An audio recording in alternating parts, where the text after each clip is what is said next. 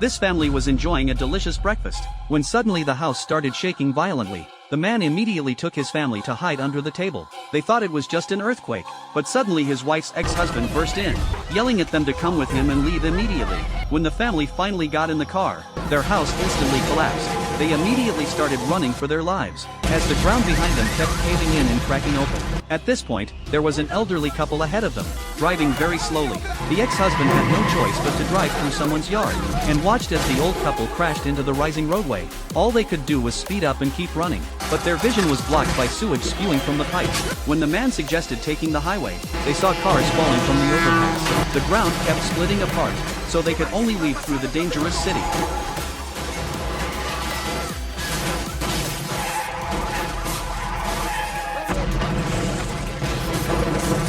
A skyscraper ahead suddenly collapsed, and they could only race against death itself.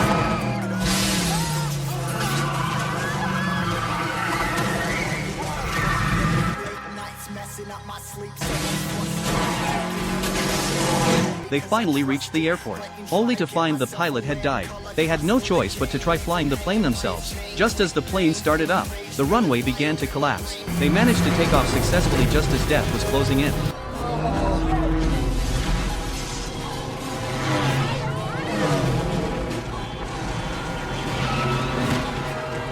The entire continent sank into the ocean. It turns out that 3 years earlier, scientists had discovered that Earth's core temperature was rapidly rising every day, and would probably peak in 2012. By then, Earth would be destroyed. So world leaders held meetings, and came up with a Noah's Ark plan. But the people who could board Noah's Ark, besides various animals, were either elite experts in various fields, or those who paid €1 billion for a ticket. Ordinary people weren't even qualified to know about the plan.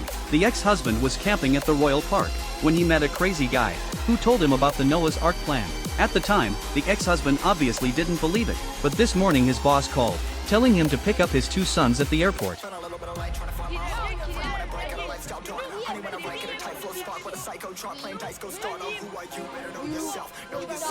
That's when he remembered the cracks in town, and the recent frequent earthquakes. The ex-husband finally believed the news about the end of the world.